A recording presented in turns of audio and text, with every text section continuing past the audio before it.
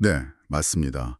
e스포츠가 이제 단순한 게임이 아니라 2034년에는 거의 480억 달러 규모로 큰다고 하잖아요. 정말 어마어마한 성장세죠. 오늘은 딜로이트 보고서를 바탕으로 이 e스포츠 산업의 뭐랄까 핵심 동력이 뭔지 또 앞으로 어떻게 될지 한번 빠르게 짚어보려고 합니다. 이 시장이 어떻게 이렇게 커졌는지 또 우리에게는 어떤 의미가 있을지 같이 한번 살펴보시죠. 네, 맞습니다. e스포츠, 기본적으로는 다들 아시겠지만 컴퓨터 게임으로 경쟁하는 스포츠죠. 이 성장의 핵심에는 사실 그 젊은 세대들의 아주 열정적인 팬덤이 있고요. 또 트위치나 유튜브 같은 그런 스트리밍 플랫폼의 역할이 정말 컸습니다. 실시간으로 보고 소통하는 게 가능해지면서 팬덤이 더 커진 거군요. 그렇죠. 훨씬 더 깊고 넓게 형성될 수 있는 기반이 된 거죠. 근데 글로벌 성장률이 연평균 21.9%라고 하는데 이게 정말 대단한 수치잖아요. 근데 또 지역별로는 차이가 좀 큰 것 같아요.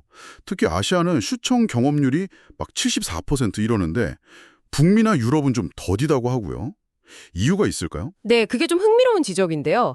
아시아는 일단 인터넷 보급이 잘 되어 있고 또 모바일 게임이 엄청 강세잖아요.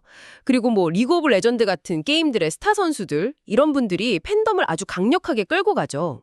페이커 선수 같은 그런 스타들이요? 네네.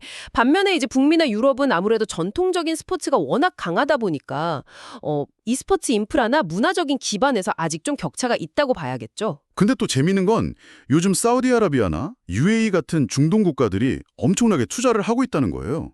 이게 또 새로운 변수죠. 오, 중동 자본이요? 그게 단순히 돈 때문만은 아닐 것 같은데요? 맞아요. 그냥 오일머니 투자 이걸 넘어서서 좀 젊은 층을 공략하고 국가 이미지도 바꾸려는 약간 그런 전략적인 움직임으로 보여요. 그렇군요.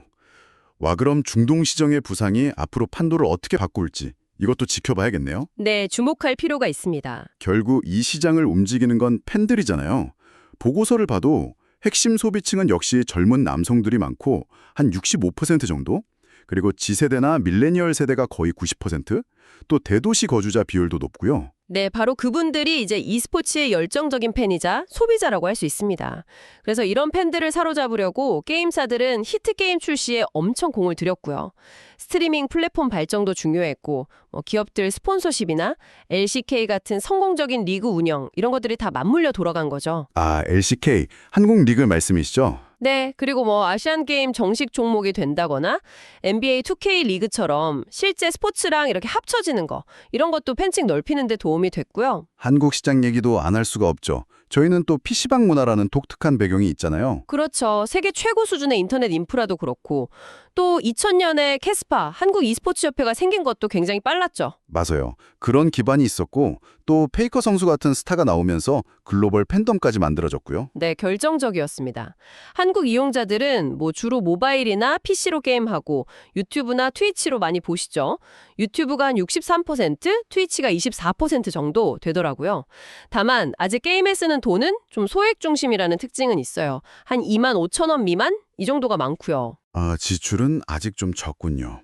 그래도 LCK 인기가 워낙 대단하고 5G나 클라우드 기술 덕분에 중계 환경도 좋으니까 앞으로도 계속 성장하겠죠. 그럼요. 그게 한국 시장의 아주 강력한 성장 동력이라고 봅니다. 미래를 좀 보면 역시 기술 발전이 제일 기대되는 부분인 것 같아요.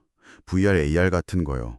이걸로 보면 진짜 경기장이 있는 것처럼 느껴질 수도 있잖아요. 와, 그렇죠. 단순히 보는 걸 넘어서는 거죠.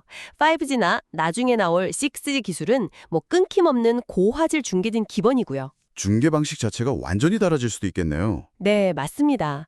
AR, VR로 몰입형 중계를 한다거나 아니면 팬들이 직접 참여하고 뭔가 상호작용할 수 있는 기능들, 이런 게 점점 중요해질 거예요. 그냥 보기만 하는 게 아니라 뭐랄까 같이 즐기는 경험을 만드는 거죠. 이게 결국 팬들의 시간과 마음, 그리고 지갑, 이걸 다 사로잡는 핵심 전략이 될 겁니다. 타임, 마인드, 월렛이라고 하죠.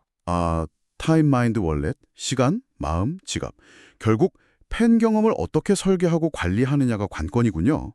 팬들이 처음 e스포츠를 접하고 경기 보고 상품 사고 이 모든 과정을 잘 관리해야 한다는 거네요. 팬 여정 관리. 정확합니다.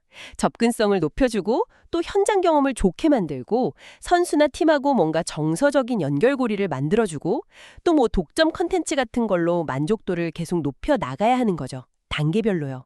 그리고 아까 말한 중동 같은 새로운 시장 공략이나 e스포츠 베팅 같은 새로운 사업 모델 개발도 중요한 기회가 될 수 있고요. 들어보니까 e스포츠는 정말 기술 혁신, 팬덤, 투자, 그리고 전통 스포츠와의 융합 이런 것들이 막 맞물리면서 계속 커나가고 있네요. 한국도 뭐 탄탄한 기반이 있으니 꾸준히 성장할 것 같고요. 이런 흐름 속에서 우리 청취자분들은 어떤 기회를 좀 볼 수 있을까요?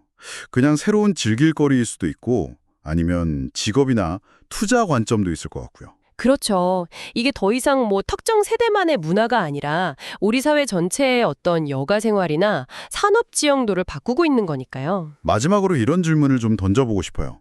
만약에 가상현실 속 아바타 선수가 경기를 하고 전 세계 팬들이 디지털 관중석에서 막 같이 응원하는 시대가 온다면 한 10년 뒤에 우리가 생각하는 스포츠나 팬덤의 의미는 지금이랑 어떻게 달라져 있을까요? 참 흥미로운 질문인 것 같습니다.